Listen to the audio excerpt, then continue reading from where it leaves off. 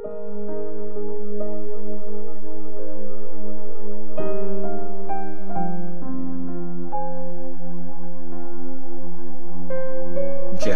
chapter 31. Ang pagbabalik ng mga Israelites. Sa panahong yun, sabi ni Lord, magiging Diyos ako ng lahat ng tribes ng Israel at magiging bayan ko sila.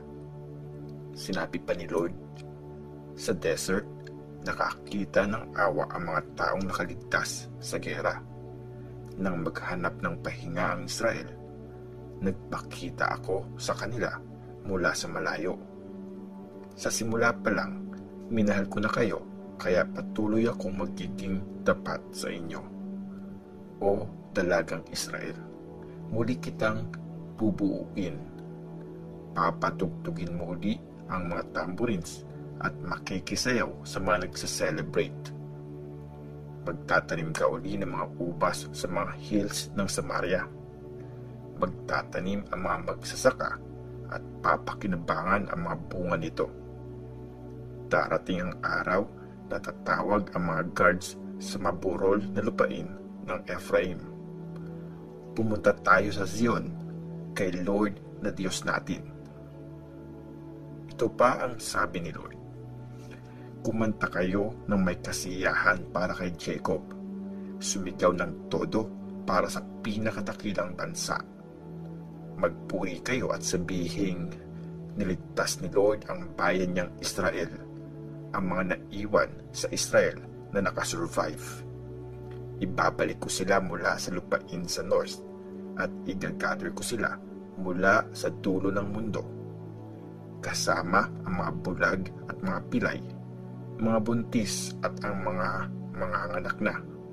Napakaraming tao ang magbabalik. Dadating silang nag-iiyakan, humihingi ng awa habang inaakay ko pabalik. Aakayin ko sila sa tabi ng mga sapa.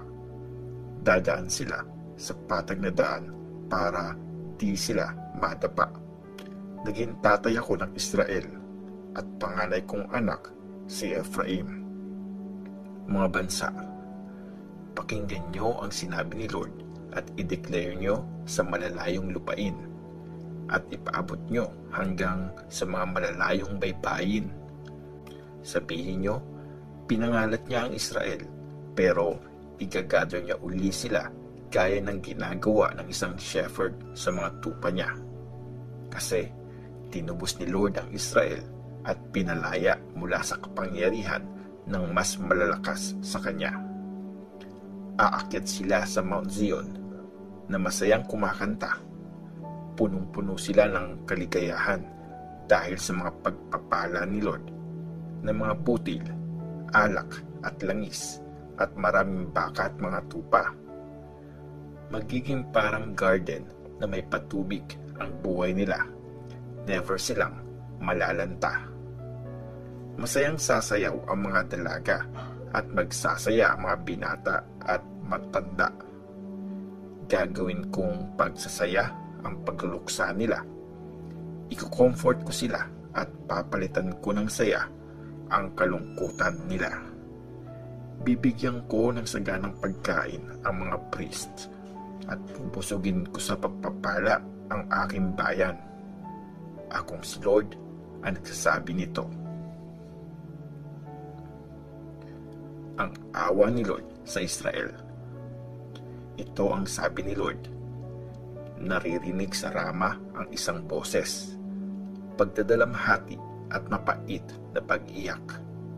Iniiyakan ni Rachel ang mga anak niya.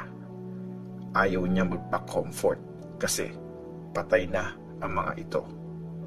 Kaya sabi ni Lord, tumigil na kayo sa pag-iyak at huwag nang lumuha dahil bibigyan ng reward ang mga ginawa nyo at babalik ang mga anak nyo mula sa lupain ng kalaban. May pag-asa kayo sa future nyo at makakabalik ang mga anak nyo sa bayan nila. Akong si Lord ang nagsasabi nito. Narinig ko ang pagdaing ng mga taga-Ephraim. Pinurusahan mo kami at dinisiplina, gaya ng isang batang baka na hindi pa natuturuan. Ibalik mo kami para gumaling kami, kasi ikaw si Lord, ang Diyos namin. Nang lumayo kami sa inyo, nagsisi kami at natuto after maparusahan. Nang ma-expose ang mga kasalanan namin, hinahampas namin ang aming dibdib sa sobrang pagluluksa. Napahiya kami at nalungkot dahil nagkasala kami nung kabataan namin. Si Ephraim ang minamahal kong anak, at siya rin ang anak na kinatutuwaan ko. Kung gaano ako kadalas magalit sa kanya, ganon ko siya naaalala. Kaya hinahanap ko siya at naaawa ako sa kanya. Akong si Lord ang nagsasabi nito. Maglagay ka ng mga signs sa daan. Kabisaduhin mong mabuti ang nilakaran mo.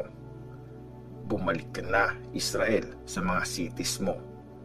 Hanggang kailan ka mag-aalinlangan, anak kong walang katapatan?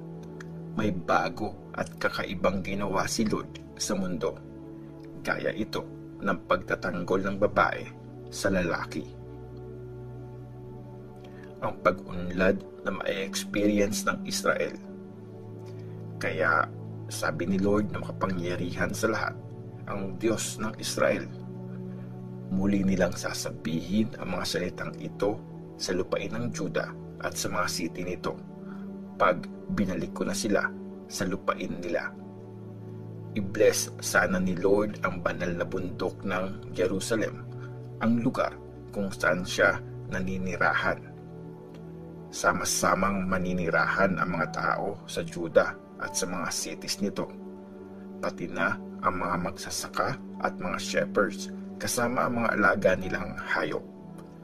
Bibigyan ko ng tubig ang nauuhaw at pasisiglahin ang mga nanghihina.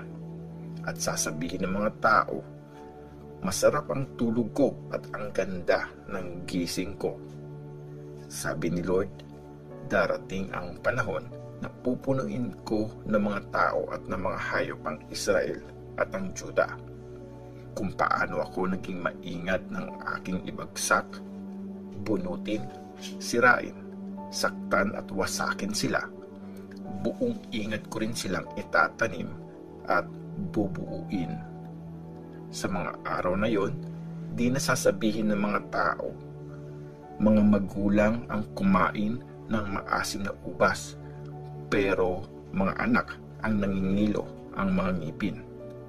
Pero kung sinong kumain ng maasim na ubas, siya ang mangingilo ang ngipin. Mamamatay ang mga tao dahil sa sarili nilang mga kasalanan. Sinabi ni Lord, darating ang panahon na gagawa ako ng isang bagong kasunduan sa Israel at sa Juda.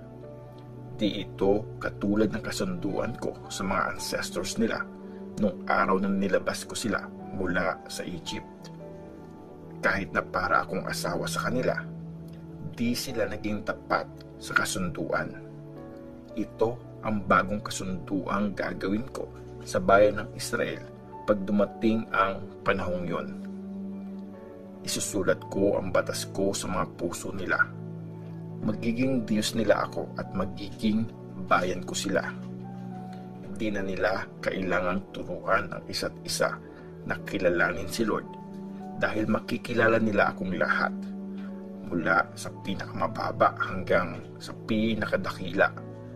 Papatawarin ko ang kasalanan nila at kakalimutan ko ang kanilang kasamaan.